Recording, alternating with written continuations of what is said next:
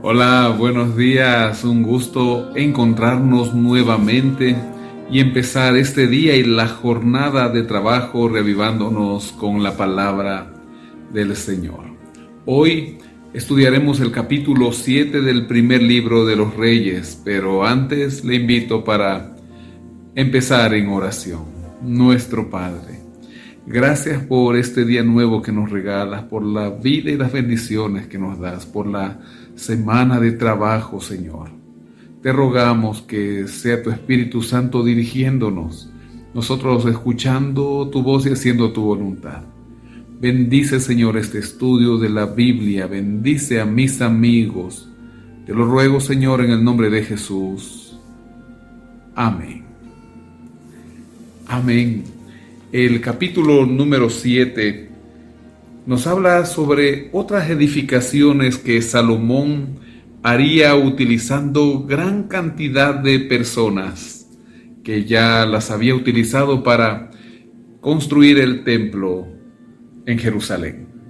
Nos dice: después edificó Salomón su propia casa en 13 años y la terminó toda. Asimismo edificó la casa bosque del Líbano, de 100 codos de longitud, 50 codos de anchura y 30 codos de altura, sobre 4 hileras de columnas de cedro, con vigas de cedro sobre las columnas. 2 palacios. Un palacio que menciona aquí el texto como su propia casa, y otra casa que, debido a la cantidad de madera del Líbano que utilizó, se la llama casa bosque del Líbano. Estos 2 palacios los construiría, como ya lo mencionamos, utilizando mucha gente, la cual fue obligada a trabajar forzosamente. Nos dice desde el versículo 8: la casa donde él vivía, en otro atrio dentro del pórtico, era de una obra de estilo semejante a esta.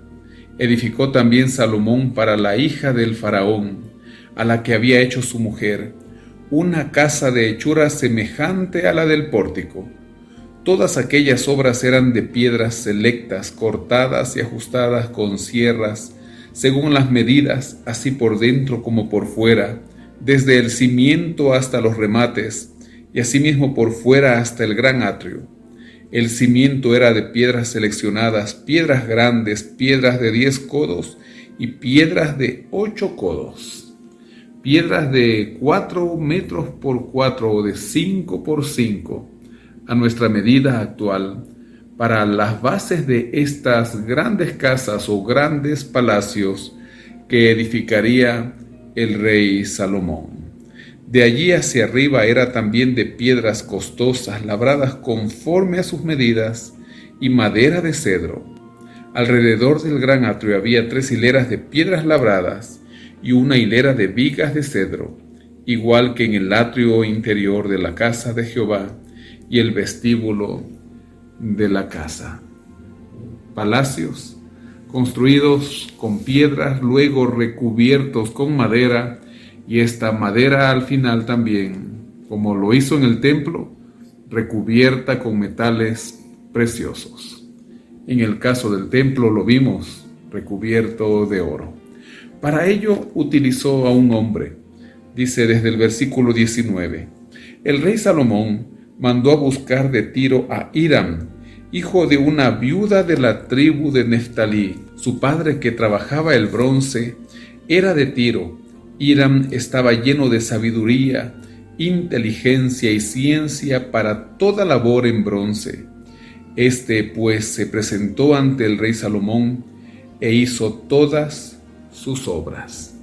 No el mismo Hiram, rey de Tiro, sino alguien con este nombre, hijo de una mujer israelita y de un hombre que labraba el bronce, y su hijo había heredado este arte.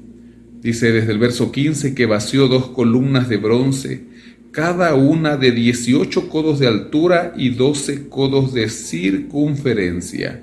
Hizo también 2 capiteles de fundición de bronce para que fueran puestos sobre las cabezas de las columnas. La altura de un capitel era de 5 codos y la del otro capitel también de 5 codos. ¿Para qué estas columnas? Era la entrada, el pórtico. Como lo menciona el versículo 21, erigió estas 2 columnas en el pórtico del templo. Cuando alzó la columna del lado derecho le puso por nombre Jaquín, y cuando alzó la columna del lado izquierdo la llamó Boaz. Colocó en las cabezas de las columnas un tallado en forma de lirios, y así se acabó la obra de las columnas. Este pórtico también demostraba lo portentoso del reino de Salomón, construido de bronce, una aleación de 2 metales, el cobre y el estaño, y este metal lo hacían bruñido, es decir, que tenía un brillo especial en su acabado. Le puso 2 nombres, menciona el pie de página: Jaquín, establezca, y Boaz, con fortaleza. Establezca, con fortaleza, mencionaban estas 2 columnas. Luego nos habla desde el verso 23 sobre el mobiliario del templo.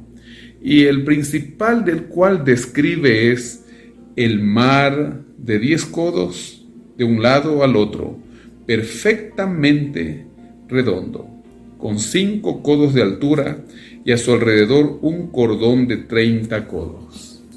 Si retornamos en el tiempo a la construcción del tabernáculo, podemos recordar que antes de entrar al templo estaba el lavacro, pero acá Salomón hace un gran mar en donde los sacerdotes podían proveerse de agua. Dice que este mar, en el versículo 25, descansaba sobre 12 bueyes.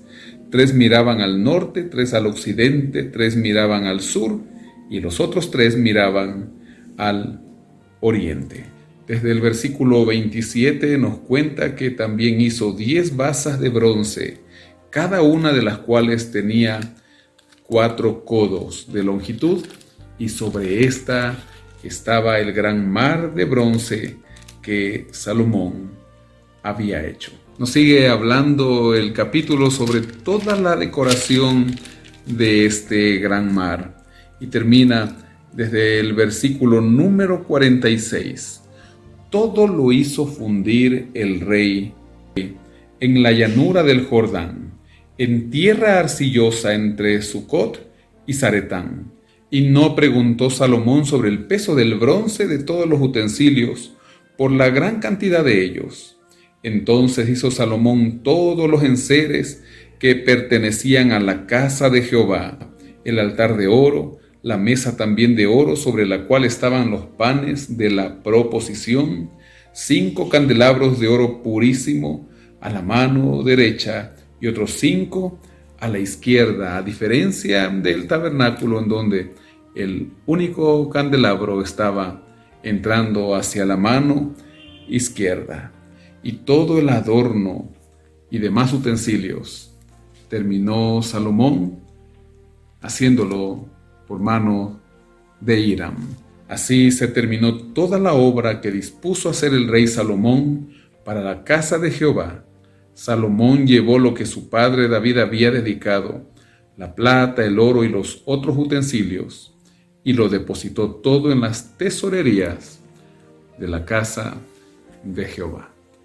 Se terminó de hacer la obra que se había propuesto, y no solamente en la casa de Dios, sino también su propia casa. Hoy nosotros también debemos recordar que pronto tendremos una casa, una mansión de oro, completamente de oro, la cual el Señor nos ofreció y nos dará pronto, cuando retorne por segunda vez en las nubes de los cielos.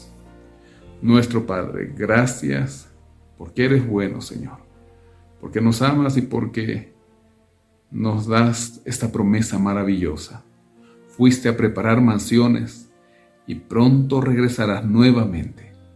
Mientras tanto, mientras aguardamos que lo que hacemos en esta tierra lo hagamos conforme a tu voluntad, lo hagamos bien, Señor, porque es para ti, y mucho pueblo se salvará por medio de nuestro testimonio. Gracias, Señor. Oramos en el nombre de Jesús. Amén. Amén. Que el Señor le guarde y bendiga. Tenga un feliz día, una feliz y bendecida jornada.